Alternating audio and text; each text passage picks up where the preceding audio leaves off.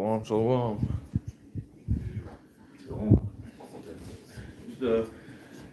We brothers from here in GMS Tampa Bay. I'm the brother Mayum. Gosh. All right, we want to first and foremost we want to give all the praises and glory unto Yahweh, Bahashim, Yahushai, Bahashim, Kakodash. Double honors to the elders, apostles of the great millstone, and much blessing and salutations to the Akim around the four corners of the earth who are diligently pushing out this truth and sincerity. And we just want to get right into it, man. You know, because the times that we're coming up ahead, or that we're coming into, you know, as we see the spirit of Yahushai is moving on the earth, okay, which is the spirit of prophecy, okay, and he's soon about to take his words from the world, and he's gonna show himself, he's gonna reveal himself, okay. So, you know, a lot of judgment is getting ready to come from that. And real quick, let me first get this in Isaiah 66. Isaiah 66 and verse 15 says, "For behold, the Lord will come with fire, and with his chariots like a whirlwind, to render his anger with fury, and his rebuke with flames of fire." Now we read about in Matthew chapter 24, right about the 30th verse, that Yahushua is going to come with the glory and with his angels. Okay? So he's coming with those chariots, man. He cometh with clouds, as it tells us in the book of Revelation, the first chapter, which it tells you in the first verse of Revelation chapter 1, the revealing, okay, of Yahushua, Hamashiach, who the world literally calls Jesus Christ. Okay? So his revelation, his revealing is going to be made very soon. Okay? And he's going to see you devils, man. All right? Because of the things that you've done on the earth. Okay? Here we are to this day. The Israelites are still in the hands of those that have, took them captive. Okay? And so the Lord said that death has to be brought upon those people. Okay? Because we're going to be found still in your hand in these last days. All right? And it says, verse 16, "For by fire and by his sword will the Lord plead with all flesh." Now remember, pursuant to Amos 3 and 7, the Lord power surely doeth nothing. So Yahweh, he ain't got to do nothing. He's sending his only begotten son to do his bidding. That's why we pray to Yahweh Bahashim Yahushai in the name. Okay? Because Yahushai is the one who does the dealings of the Lord here on the earth. He's the mediator between us and the Heavenly Father. So everything that is being sanctioned, that the Heavenly Father is ordering, is being done through Yahushai. And that's going to include the downfall and the destruction of these devils, okay, which are the heathens, okay, primarily the so-called white man, Esau, Edom, okay. He's the one that's so to say, driving this world, man. He's in charge. Yeah, he's leading the charge. He's in the driver's seat. Okay. I got that Isaiah. Okay. There's Isaiah 63, verse 1. "Who is this that cometh from Edom, who with dyed garments from Basra? This that is glorious in his apparel." Yep, glorious in his apparel, man. And you read Revelation chapter 1, it tells you how Yahushua looks, man, with his garment and his girdle about the paps, down to the foot. Okay?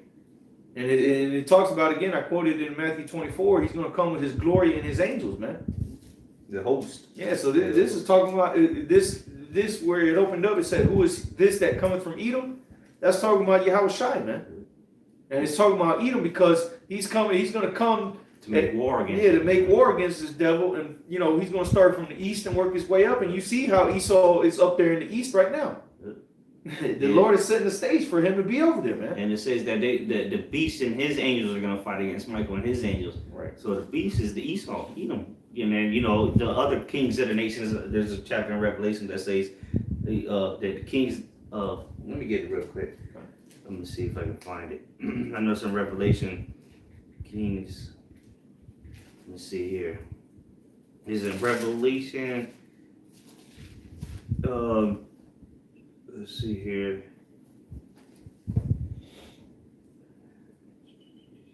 Okay, here it is. This is Revelation. Oh, Spirit, I was already in there.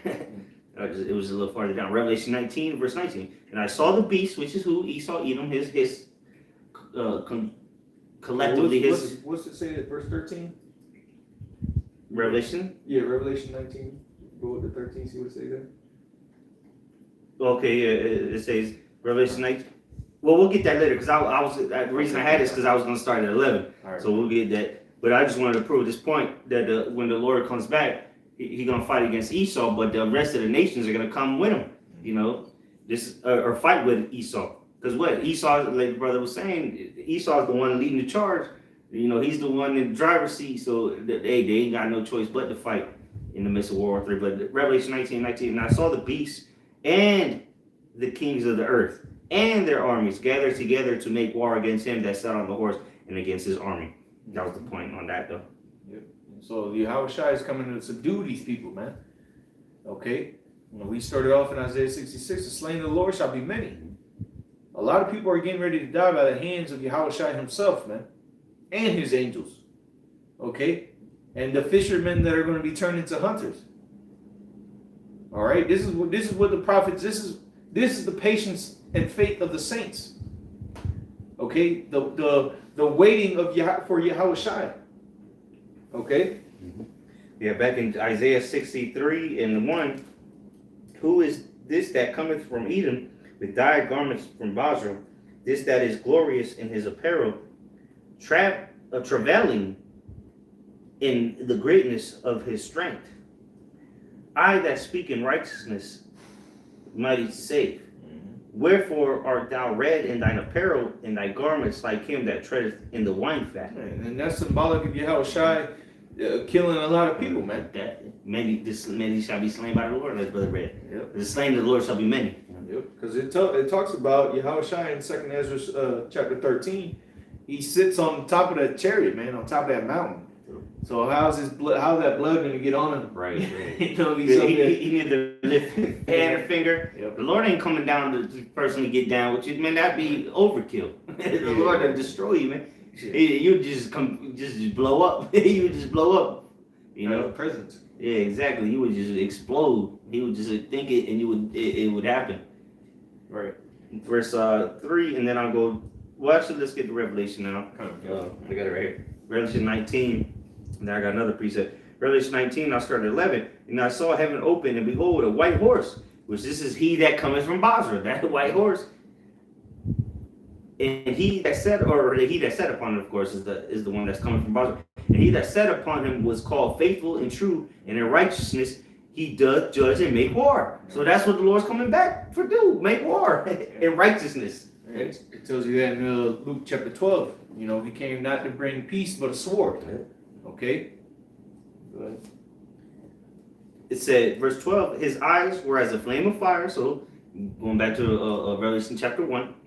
And on his head were many crowns. Because what? He's going to conquer all these nations. Or he's going to take all the rulerships from all these kingdoms. Or mainly Esau, Edom. Which is the fulfillment of Daniel's dream. You know, of that stone breaking down the whole statue. Nebuchadnezzar's dream. Okay? Great. All the kings of the earth are going to fall to Yahushua, man. Verse 12 again. His eyes were as a flame of fire, and on his head were many crowns, and he had a name written that no man knew but he himself. Verse 13. And he was clothed with a vesture dipped in blood, and his name is called the Word of the Most High, or the Word of God. Yeah, which John 1:1 tells you who the word is, man. Yahushua. Okay, but his vesture was dipped in blood, man. Because he's going to do a whole lot of killing, man. Yahushua is not, he even told, in Luke it tells you, I forget exactly what it said, he said, bring them, they that would now have me reign over them, bring them hither and slay them before me. Luke 19:27. Bring them hither and slay them before me, man. That was out of the mouth of Yahushua himself. That means there's going to be people getting put to death because they don't want Yahushua to reign. And that's going to be the majority of the earth. Okay, because as the scriptures say, woe unto them that put evil for good and good for evil. See, the world has set Yahushua in the way that he's bringing, because he is the way unto salvation, which is the Lord's way. Okay, the way that he's bringing is evil.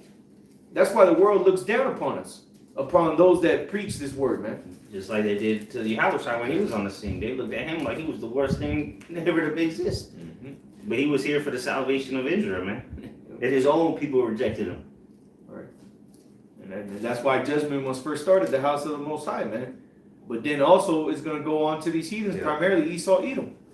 Because he touched the apple of the Lord's eye. Yeah, he took it to the extreme. Yeah. Yep. But let me go back to Isaiah 63, and I think I left off on verse 3. 3? I started 3. It says, I have trodden the winepress alone, and of the people there was none with me. For I will tread them in my anger, and trample them in my fury, and their blood shall be sprinkled upon my garments, and I will stain all my raiment. So that's why he gonna be. Who is this that coming from Edom? All right. With dyed garments. All right. So let me get Revelation 14. I'm gonna start at 15 because it mentioned it's alluding to or using a reference of the wine press. Like in verse 2, it said the wine fat traced in the wine fat. You know, so it's using these the wine press because what happened. It's like in the ancient world, you had to stomp on the grapes, all right? Then you would get messy with it. So Revelation 14 and 15, I'll start at 15. And another angel came out of the temple crying with a loud voice to him that sat on the cloud, thrust in thy sickle and reap, for the time is come for thee to reap, for the harvest of the earth is ripe. And he, go ahead. And it said, he that sitteth on the cloud. Okay. Read that part again? Yep. Well, I'll start at 14. It says, and I looked, and behold, a white cloud, and upon the cloud one sat like unto the Son of Man. Yeah, we read in Revelation 19, the white horse. The white horse, the white vesture dipped in blood. And now it's a white cloud. Yeah, exactly. Which is, again, going back, symbolic. Going back to 2nd Ezra 13. Yeah. He's that one sitting upon that mountain, man, which is that cloud, which is a so-called UFO, man. Okay? Because power, or the horse, it just represents the power, or power. It says, Revelation 14:14, and I looked, and behold, a white cloud, and upon the cloud one sat like unto the Son of Man, having on his head a golden crown. Then we just read in Revelation 19, he had many crowns, right? It says, and in his hand a sharp sickle, which is a harvesting instrument. Yeah. You know, farmers use it. Well, back in the day, they used to use it to cut down the wheat. Yeah. You know, they do a little sweeping motion. That's why they call him the reaper. And remember, anytime you see the reaper, he has literally the sickle in his hand, but it's a reaping instrument. And that what do they make him look like he's a bad thing. He's a bad thing to see the reaper. Which really that goes back to the death angel, which was Yahushua. Exactly. Back in ancient Egypt. Yep. All right. In the first Passover. But guess what? That same guy, we can say God because if you go into the word God, it just means leader. Okay, that guy is coming back and do the same thing again. Yeah, real quick, I got something to back you up on that. This is 2nd Ezra 16. Salakia, verse 15 and verse 11. But I will bring them with a mighty hand and a stretched out arm, and smite Egypt with plagues as before, and will destroy all the land thereof. Now, the death angel, like the brother just brought up, came. That was one of the plagues that was brought upon Egypt. The final one. The final one. And that's how when Yahushua going to come back in the final plague again. Exactly. Which will be the nukes and the chariots, of course, but that'll be simultaneously when the Lord returns. Yep. That was it? Yeah, that was just a point of that. Come, verse Revelation 14:15. Another angel came out of the temples, crying with a loud voice to him that sat on the cloud, thrust in thy sickle and reap, for the time is come for thee to reap, for the harvest of the earth is ripe. And he that sat on the cloud thrust in his sickle on the earth, and the earth was reaped. And another angel came out of the temple which is in heaven, he also having a sharp sickle. And another angel came out from the altar, which had power over fire, and cried with a loud cry to him that had a sharp sickle, saying, thrust in thy sharp sickle, and gather the clusters of the vine of the earth, for her grapes are fully ripe. And that's Esau, the heathens, and the 2/3, man. The grapes are ripe, man.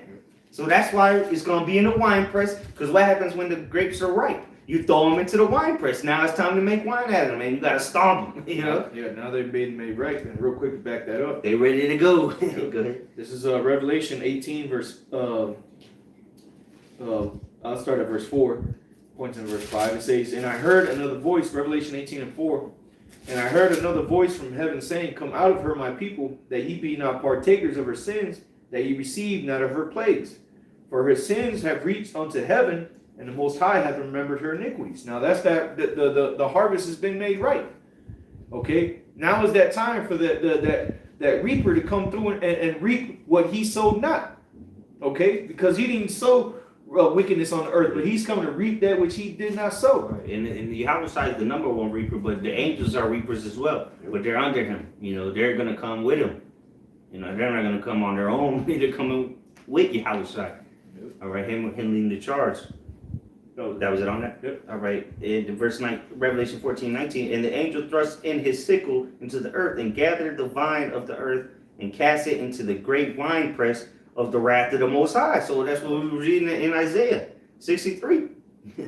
Okay. Which we're going to get back into. Verse 20, it says, and the winepress was trodden without the city, and blood came out of the winepress, even unto the horse's bridle. That's the blood. That's that's why the garment was going to be dyed garment. Red, Dyed red, yeah. It says, to finish that verse up, it says, even unto the horse's bridle by the space of 1,600 furlongs. Sheesh. You do that conversion. We'll leave it up for you listeners. Do the conversion of them furlongs. All right, so back in Isaiah 63 and verse 4, for the day of vengeance is in my heart, and the year of my redeemed is come. Yeah, the year of the redeemed is come, man. Because the Lord is not going to utterly destroy Israel. Okay? There's going to be some that are redeemed, but read it from the top again. This is Isaiah 63 and 4. For the day of vengeance is in my heart, and the year of my redeemed is come. The year of his vengeance has come, man. Okay, the time for the Lord to first to bring judgment upon those that persecuted him and his men, but also to visit those that pierced him as well. All right, that time is going to come. All right, this is why Yahweh Shai sent forth his spirit onto his men, and he sent his spirit onto the whole world, so that they can hear the message which Yahweh Shai is getting ready to bring.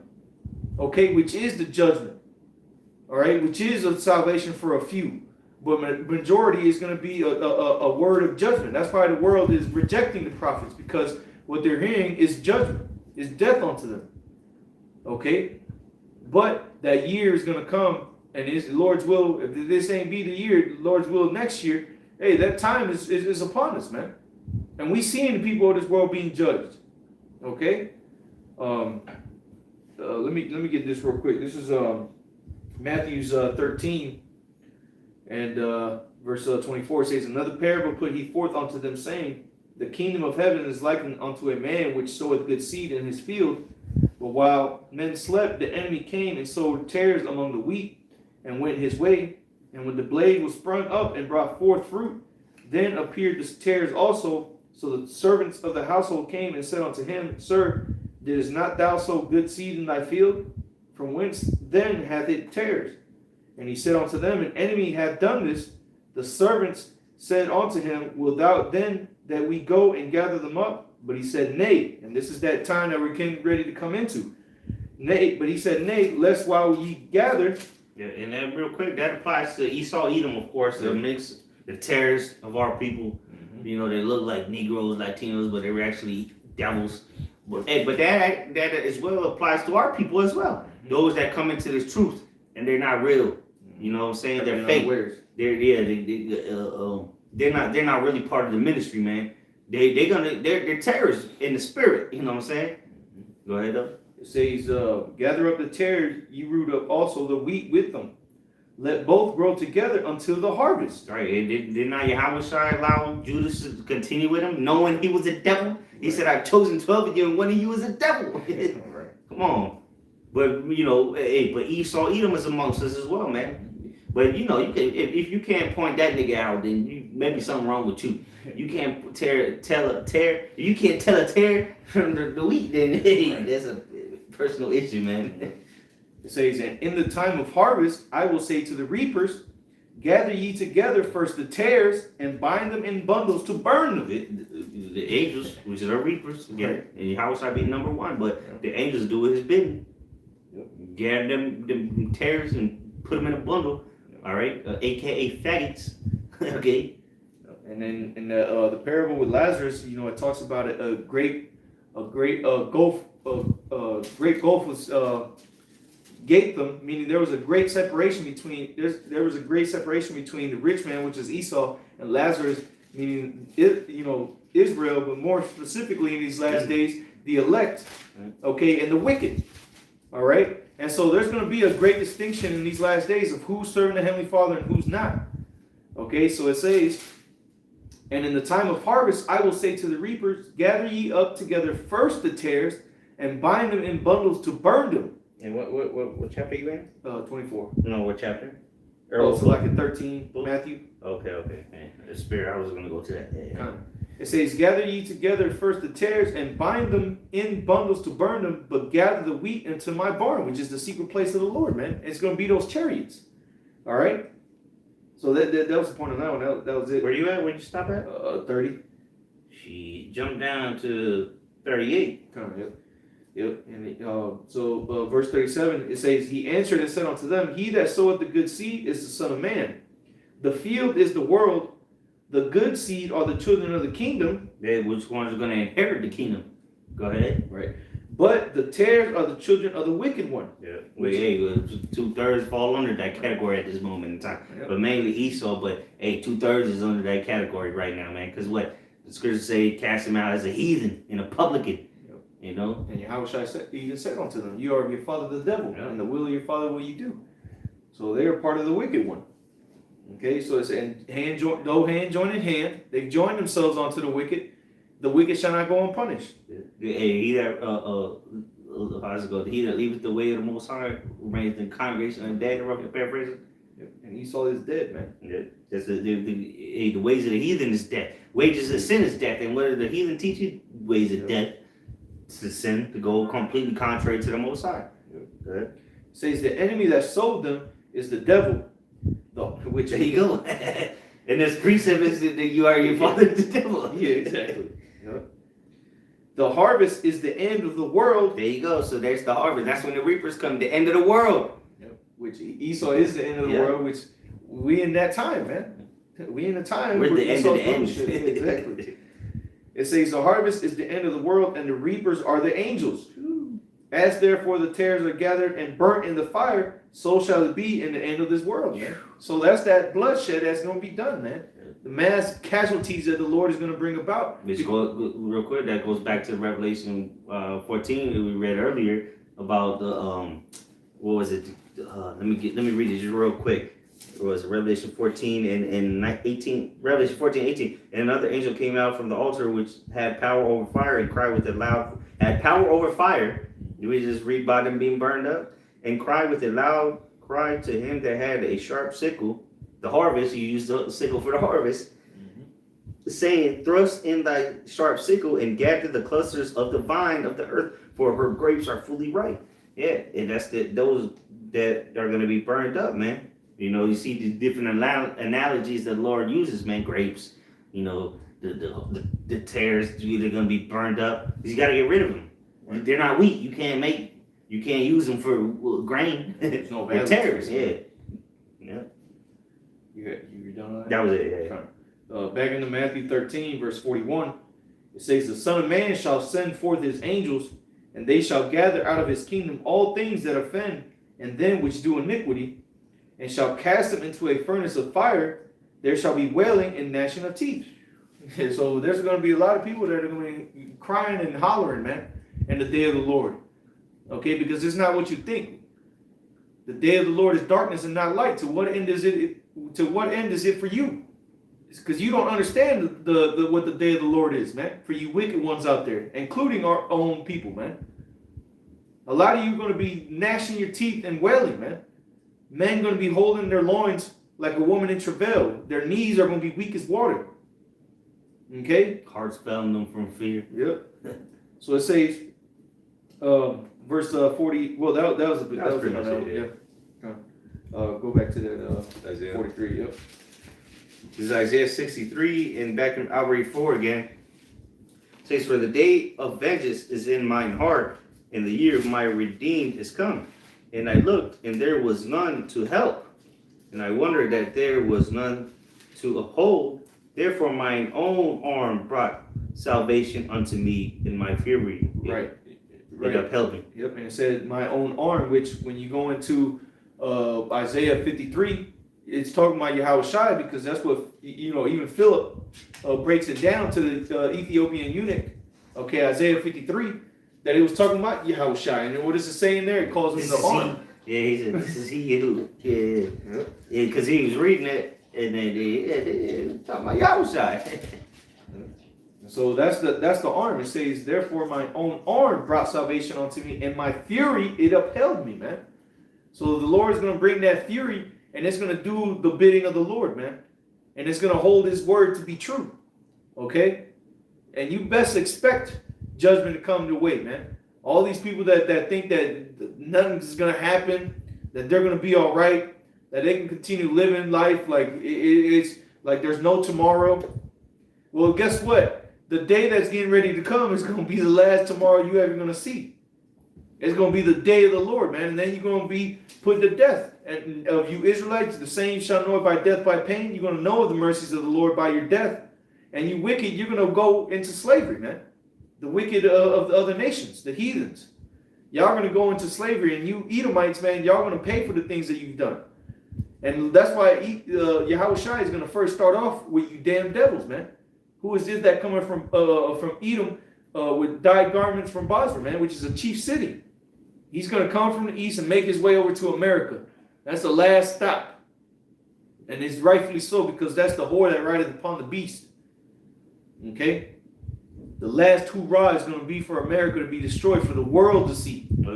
As it's being destroyed right now. Right, exactly. But it's going to be destroyed physically. You're going to see it on television. Nuclear missiles destroying us, and you're gonna see it in the distance too. If you're in these other countries, you're gonna see it. You even if you ain't got Wi-Fi, shit, you're gonna see it. You're gonna know America was destroyed.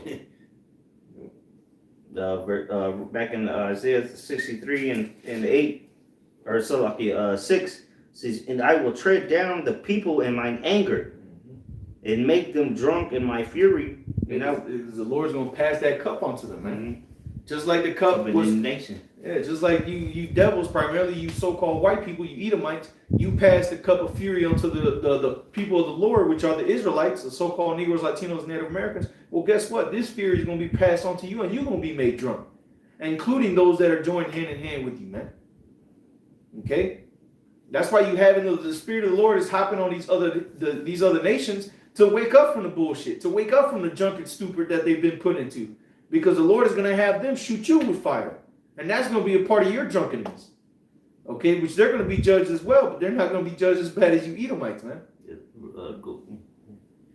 This says, "And I will bring down their strength to the earth." Going into the military, man. The Lord's going to bring down their military, man. That's their strength. That's the strength of this earth. Mainly Esau, Edom. The Lord's going to bring that down. The Lord's going to, because what? It's going to be a war in heaven. All right, and like we read earlier, all the kings and their armies are gonna come against the Lord. They're gonna fight against the Lord. The beast and the kings of the earth and their armies are gonna fight against the Lord, and He's gonna bring them down, man, in a one swoop. All right, a landslide victory. That's all I got. Okay. Well, I'll read here a little bit in Obadiah. It's Obadiah, and I'll start at verse 10. It says, "For thy violence against thy brother Jacob, shame shall cover thee, and thou shalt be cut off forever. In the day that thou stood," and this is talking about Esau, Edom, man. All right. "In the day that thou stoodest on the other side, in the day that the strangers carried away captive his forces, and foreigners entered into his gates, and cast lots upon Jerusalem, even thou was as one of them." And going all the way back through all the captivities that we've ever had, man, Esau, Edom was always there, making shit even worse. They said unto the Babylonians, "Raise it, raise it." When Israel was delivered from Egypt, Amalek was there to try to hinder us, man, from getting unto the promised land. And here it is, once again, we're running into Amalek, okay? Before we get into the kingdom, man. But Esau was always there making things worse, man. Even with the Assyrians, okay? Esau was there. Yeah. Babylonians. Yeah. It says raise it. Yep. It says and even in Psalms 83 tells you that they were confederate with the other nations, man. And that was the Psalms was written during the time of David, man. So even going back to them, that was already happening in those scenes, man. They were colluding together to try to bring down Israel. Then I say they were hurt because what? King David put them all in subjection. Right. So they were colluded. Right. So what? All you nations are guilty by affiliation, man. Yeah, exactly. Back in Obadiah, verse 11, it says, "And cast lot." Well, verse 12. "But thou shouldest not have looked on the day of thy brother in the day that he became a stranger, neither shouldest thou have rejoiced over the children of Judah in the day of their destruction, neither shouldest thou have spoken proudly in the day of distress." So you should have never tried to take advantage that the Lord was judging Israel, man. And that's what these devils did. They took advantage that the Lord was judging us and brought us down to a low state, and he took advantage of that to put himself up on a pedestal, man, to set himself up on high. All right, which it was all the doings of the Lord, anyways. Okay, because of the tallest tree falls the hardest, man. Okay, it says verse 13, "Thou shouldest not have entered into the gate of my people and the day of their calamity. Yea, thou shouldest not have looked on their affliction in the day of their calamity, nor have laid hands on their substance in the day of their calamity." Is what they as the Babylonians or the Syrians, where the Babylonians were the Syrians. Well, as the Babylonians were sacking the temple, they weren't burning it down. They were taking the gold cups. There was riches in there. But Esau's over there. He's the devil that he is. He was taking shit too, and it's looking for. Said, you know what? Let's burn it down. He was looking for his chance to do what he wanted. He's getting that. I want some get back. He wanted some get back because what? King David put them in captivity. You know. It goes on to say, for the day of, so like in verse 14, "Neither shouldest thou have stood in the crossway to cut off those of his that did escape." Right, so they were saying, hey, they were catching them up. Let's go. They're like the fucking KKK, the slave patrols. Yep. You know, catch them up, send them to the Babylonians, or just say, hey, tell the Babylonians where they was at. Hey, we seen a group of them heap them bruised over there. Same thing again when we leaving Egypt, man. Amalek didn't want us, didn't want to let us walk through their lands, man. Yeah. It says, verse 14, it says, "Neither shouldest thou have stood in the crossway to cut off those of his that did escape. Neither shouldest thou have delivered up those of his that did remain in the day of distress. For the day of the Lord is near upon all the heathen. As thou hast done, it shall be done unto thee. Thy reward shall return upon thine own head." And see, you devils, man, you self-proclaimed devils are getting ready to reap your reward, man.